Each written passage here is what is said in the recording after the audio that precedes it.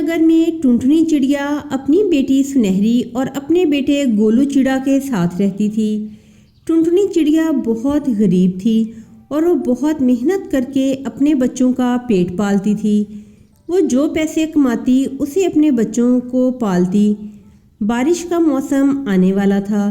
सब पक्षी अपने अपने घोंसले की मरम्मत कर रहे थे। मम्मा मम्मा देखो ना, सारे पक्षी अपने घरों की मरम्मत कर रहे हैं। हमारा घोंसला भी तो कई जगह से टूटा हुआ है। क्या तुम अपने घोंसले की मरम्मत नहीं करोगी माँ? तू तो देख रही है बिटिया, मैं कैसे घर को चला रही हूँ। घर की मरम्मत में काफ़ी पैसे खर्च हो जाएंगे।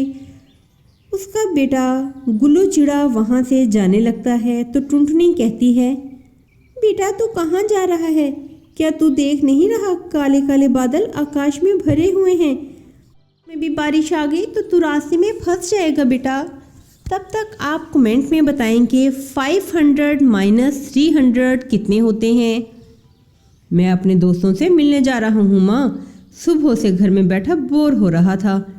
माँ मैं तो कहती हूँ तू बड़ी माँ से कुछ पैसे उधार मांग ले, हम उनसे अपने घर की मरम्मत करेंगे। तू ठीक कह रही है सुनहरी बेटा, मैं तेरी बड़ी माँ से बात करती हूँ कि वो कुछ पैसे हमें उधार दे दें। मिल जाएंगे तो ये बहुत अच्छा होगा। अगले दिन टुनटुनी चिड़िया अपनी बड़ी जेठानी के घर जाती है। जेठानी जी, मुझे थोड़ा कर्ज चाहिए क्योंकि मुझे अपने घर की मरम्मत करनी है। बारिशें शुरू होने वाली हैं। कई सालों से मैंने अपने घर की मरम्मत नहीं की है। कई जगह से मेरा घर टूट चुका है। अगर बारिश होने लगे तो पानी टपकने लगेगा। मैं अपने बच्चों के साथ इसमें कैसे रहूं? तुम्हें पैसे उधार मांगते हुए शर्म आनी चाहिए। पैसे क्या दरख्तों पे उगते हैं जो मैं तुझे तोड़ तोड़ कर दे दूं? अगर तुम्हें पैसे चाहिए तो मेरे घर का काम करना होगा, वरना तुम यहाँ से जा सकती हो। टुनटुनी चिड़िया अपनी जेठानी को कोई जवाब नहीं देती और खामोशी से अपने घर वापस आ जाती है। घर लौटकर वो सुनहरी को सारी बात बताती है। टुनटुनी चिड़िया अपनी बेटी से बात कर ही रही होती है कि तेज़ बारिश शुरू हो जाती है और उनके घर से पानी टपकने लगता है।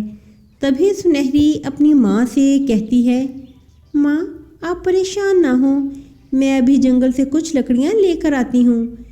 ऐसा कहकर वो जंगल की तरफ निकल जाती है।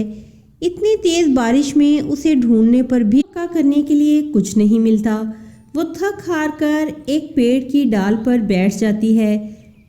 तभी वहाँ पर बंटी कबूतर नामी एक पक्षी आता है। सुनहरी को उदास देखकर वो उससे पूछता है, बेटी तुम यहाँ उदास क्यों बैठी हो? हमारा घर टूट गया है और उस वजह से उसमें पानी भर गया है। मेरी फैमिली बहुत परेशान है। बेटा मैं पास के ही गांव में रहता हूँ और तरबूज बेचकर अपने घर का गुजारा करता हूँ। मेरे पास तरबूज के बहुत सारे छिलके हैं और वो बहुत मजबूत भी हैं। तुम चाहो तो इससे अपना घर बना सकती हो। ये सुनकर सुनहरी चिड़िया बहुत खुश हो जाती है और बंटी कबूतर से वो तरबूज लेकर अपनी माँ के पास जाती है। माँ ये देखो मैं क्या लेकर आई हूँ। हम इससे अपना घर बनाएंगे और इसमें आराम से रहेंगे। बेटा ये तो तूने बहुत अच्छा किया। चल अब हम मिलकर अपना काम शुरू करते हैं। फिर वो दोनों माँ बेटी तरबूज से अपना घर बनाती हैं और उसमें रहने लगती हैं। सभी पक्षी उनके घर की बहुत तारीफ करते हैं। एक दिन हरी काकी टुनटुनी के घर जाती है और कहती है, अरे टुनटुनी तू हमारे लिए भी तरबूज का घर बना दे। जितने भी पैसे लगेंगे मैं दूंगी। ठीक है हरी काकी, मैं आपके लिए भी तरबूज का घर बना दूंगी। सुनहरी चिड़िया बंटी कबूतर से तरबूज के बहुत से छिलके ले आती है और टुनटुनी उनसे घर बनाती है। सुनहरी बेटा तूने बहुत अच्छा काम किया है। अपना घर भी बनाया और इससे हमारे घर का खर्च भी चलने लगा है। बहुत समझदार है मेरी बेटी।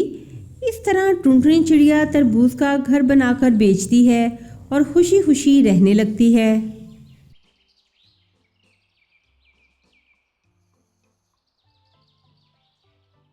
कालू कौवा एक बहुत गरीब कौवा था।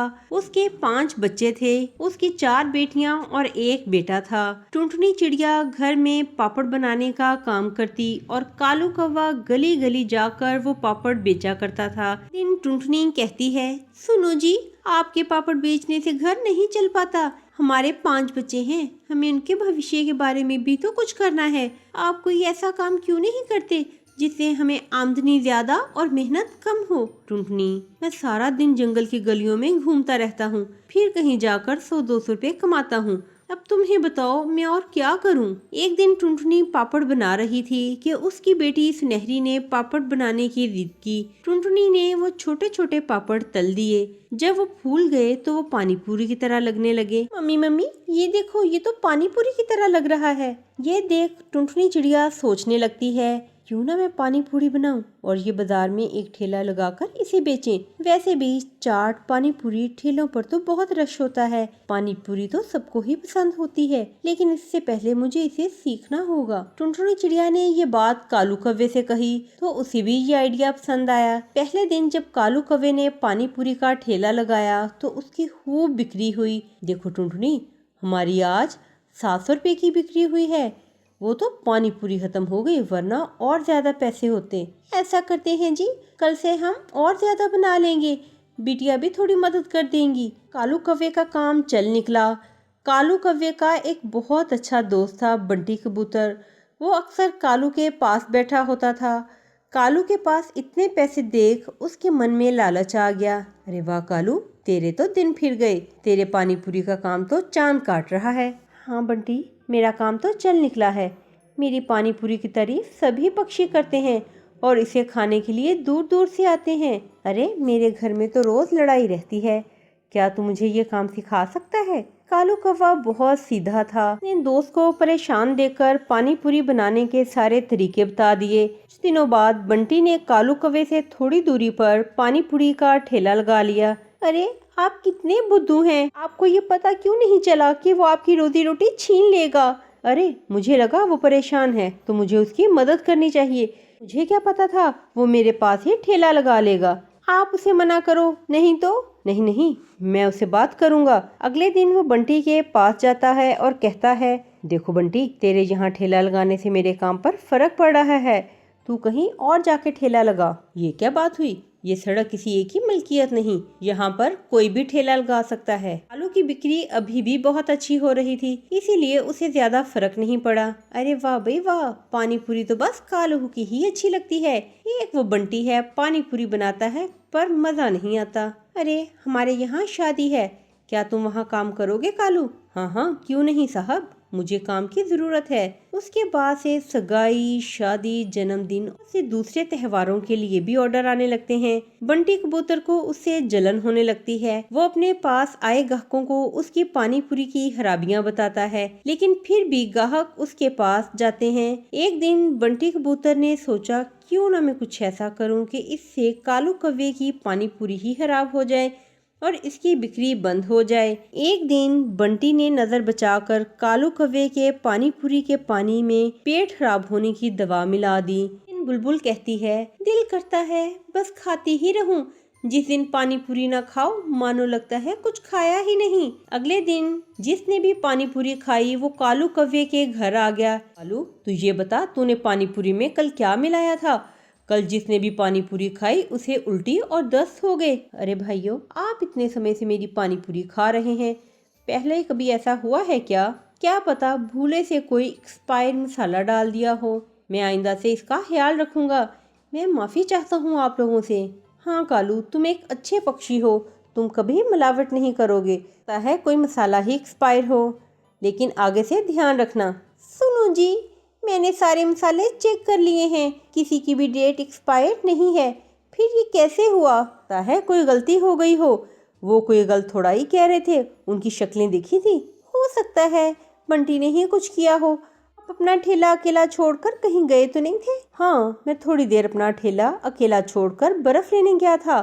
सुनो जी, आप कल भी थोड़ी देर के लिए ठेले से हट जाना, फिर देखेंगे कि क्या होता है। टुनटुनी थाने गई और पुलिस को लेकर सारी बात बता दी। इंस्पेक्टर साहब, आप मिलावट करने वाले को पकड़ने में हमारी मदद करो। इंस्पेक्टर कौवा और टुनटुनी एक पेड़ के पीछे छुपकर सब देखने लगते हैं। कालू कौवे के जाते ही उसने दवाई निकाली और पानी में मिक्स कर दी। अब कालू, तेरा काम चौपट, तेरे हिस्से की बिक्री भी अब मेरी होगी और मैं खूब पैसे कमाऊंगा। जैसे ही वो पीछे मुड़ा तो देखा कि टुनटुनी और पुलिस उसके पीछे खड़े थे। वो उन्हें देखकर घबरा गया और बोला, इंस्पेक्टर साहब, मैंने कुछ नहीं किया। हाँ हाँ, जो तुमने किया है वो हमने अपनी आंखों से देखा है। अब तुम जेल जाने की तैयारी करो। टुनटुनी भाभी, मुझसे गलती हो गई, मैं लालची हो गया था। मुझे लगा इस काम को बंद करके मैं रातों रात अमीर बन जाऊंगा। मुझे माफ़ कर दो।